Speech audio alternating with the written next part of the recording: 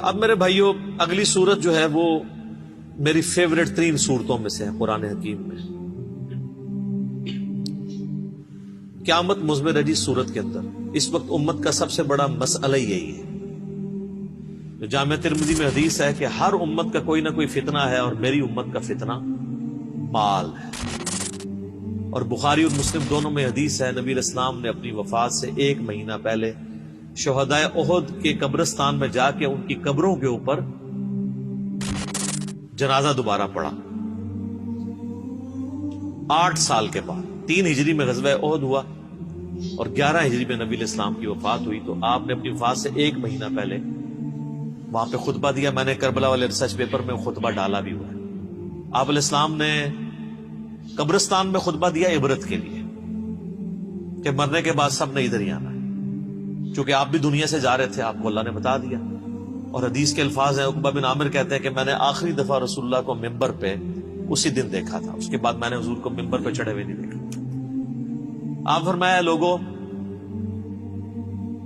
اللہ تعالیٰ نے مجھے اپنا حوض کوثر یہیں پہ دکھا دیا ہے. اس وقت میرا ممبر میرے حوض کوثر پہ لگا ہے. میں تمہارا پیش رو ہوں، یعنی میں آگے جانے والا ہوں، تم میرے بعد میرے پیچھے آؤ گے.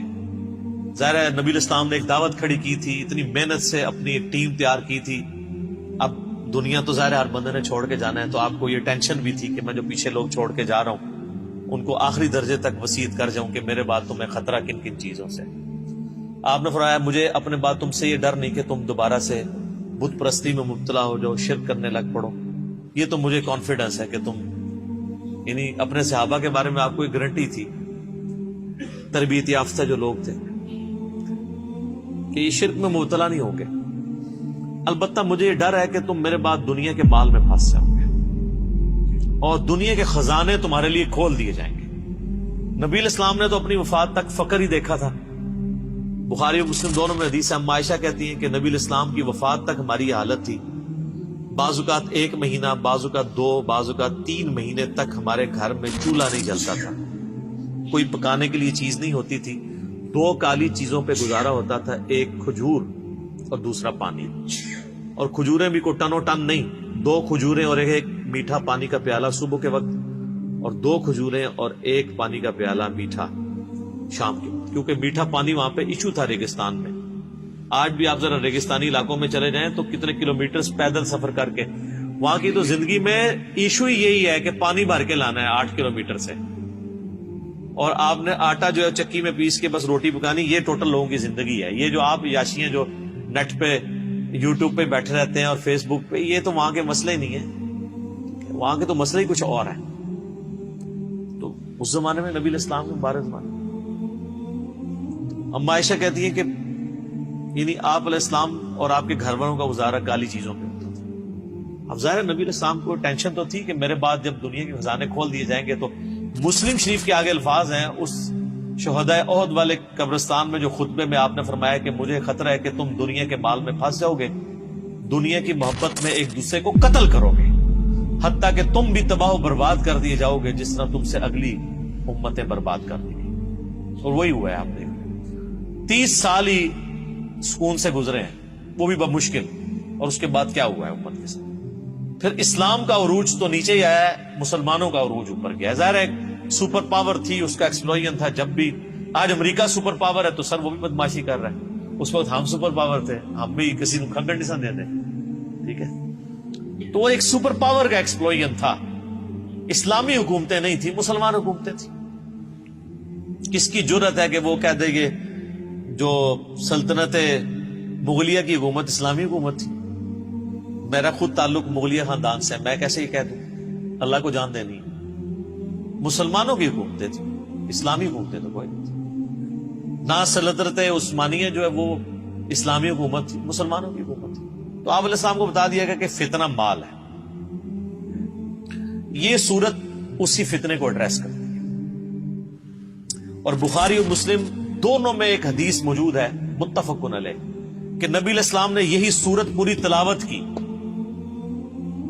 پوری سورت پڑھنے کے بعد کہا کہ آدمی کہتا ہے میرا مال میرا مال میرا مال، یہی کہتے کہتے مر جاتا ہے. حالانکہ تیرا مال تو وہ ہے جو تو نے کھا پی لیا، یا پہن کر بوسیدہ کر لیا کپڑے، یا آخرت میں اللہ کے لیے بھیج کے اللہ کی راہ میں خرچ کر کے اپنے لیے سٹور کر لیا، یعنی جو اللہ کی راہ میں خرچ کرتے ہو یہ تمہارا مال ہے، باقی تو تیرے وارثوں کا مال ہے۔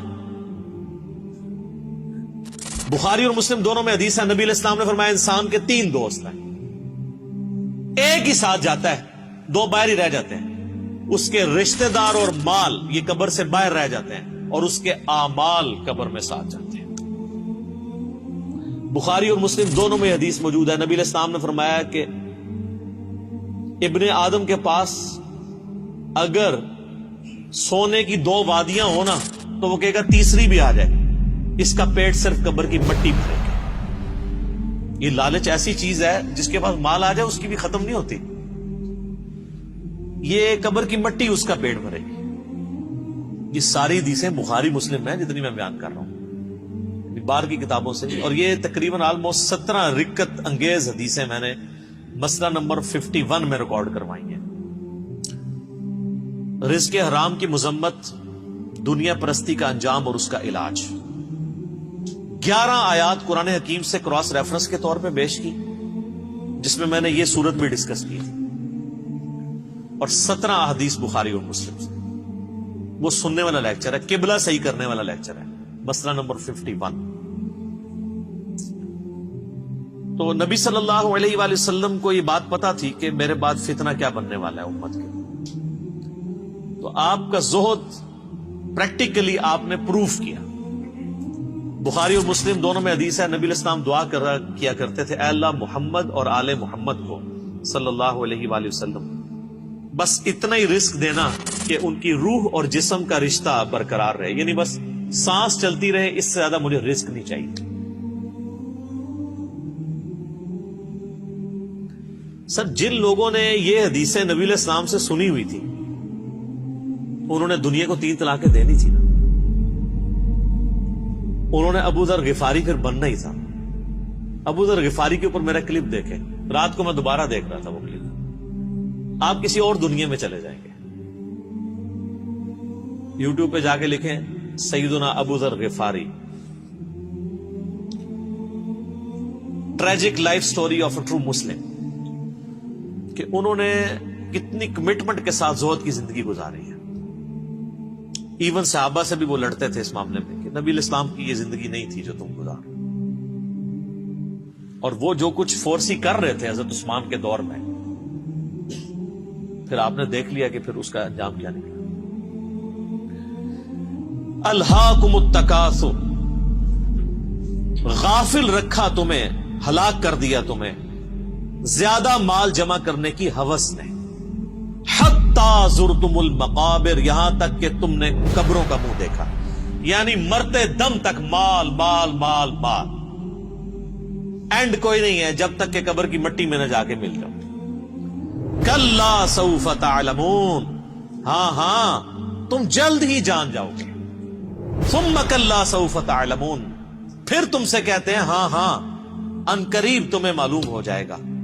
کلا لو تعلمون علم الیقین، ہاں تم یقینی طور پر جان جاؤ گے۔ یقین تو اسی وقت آنا جب چیز سامنے آ جائے گی۔ لترون الجحیم، تم دیکھ کر رہو گے دوزخ کی آگ کو۔ ثم لترونها عین الیقین، اس کے بعد تمہیں دوزخ کی جو آگ کو دیکھ کر اپنی آنکھوں سے یقین آ جائے گا، لیکن اس میں فائدہ کوئی نہیں ہونا۔ ثم لتسألن یومئذ عن النعیم، اس دن پھر تم سے اللہ تعالیٰ ہر اس نعمت کے بارے میں پوچھے گا جو اس نے دنیا میں تمہیں وہ نعمت دی تھی۔ آنکھ، کان، عقل، یہ ساری چیزیں دی تھی، ان کو یوٹیلائز کر کے اللہ کی اطاعت کیوں نہیں اختیار کی؟ ایک ایک نعمت کے بارے میں پوچھا جائے گا۔ یہ ٹرمنالوجیز بھی تصوف کے ہاں تو بہت یوز ہوتی ہیں، علم الیقین، عین الیقین اور حق الیقین۔ وہ کہتے ہیں علم الیقین کی تو ہم زندگی گزار رہے ہیں، یعنی ہمیں وحی کے ذریعے یہ علم حاصل ہو گیا ہے کہ مرنے کے بعد اللہ کے حضور پیش ہونا ہے، لیکن عین الیقین اس وقت ہوگا کہ جب انسان مرے گا اور مرنے کے بعد ساری چیزیں اس کے سامنے اشکار ہونا شروع ہو جائیں گی، نزع کے عالم میں فرشتے نظر آنا شروع ہو جائیں گے، قرآن حکیم کی کئی آیات اس پہ گواہ ہیں. مسئلہ 117A اور 117B عذاب قبر کے اوپر میں نے ریکارڈ کرایا، اس میں آپ دیکھ سکتے ہیں.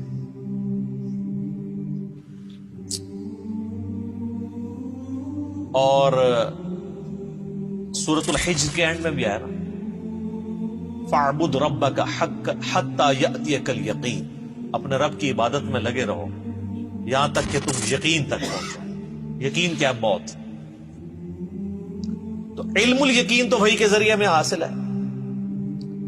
عین الیقین آنکھوں کے ذریعے دیکھ، وہ تو مرنے کے بعد ہی نزع کے عالم میں ہے، لیکن وہ بھی بندہ واپس نہیں آ سکتا. اور جامع ترمذی میں حدیث ہے کہ موت کے غرغرے سے پہلے توبہ قبول ہے، نزع کے عالم میں تو توبہ بھی قبول کوئی نہیں. اور ایک تیسری چیز ہے، وہ ہے حق الیقین. حق الیقین اللہ نہ کرے کہ اس تک نوبت آئے. حق الیقین یہ ہے کہ جب کسی کو آگ میں پھینک دیا جائے گا نا، پھر اسے حق الیقین ہو جائے گا جب اس کا جسم جلے گا. دنیا میں بھی آپ دیکھ لیں، اگر ہم کہیں کہ جی وہ فلاں جگہ پہ دھواں اٹھ رہا ہے، آگ لگی ہوئی ہے، تو یہ کیا ہوگا؟ علم الیقین، کیونکہ آثار بتا رہے ہیں کہ آگ لگی ہے. پھر آپ قریب چلے جائیں اور آگ نظر آ جائے تو اسے کہا جائے گا عین الیقین، آنکھ سے دیکھ لیا.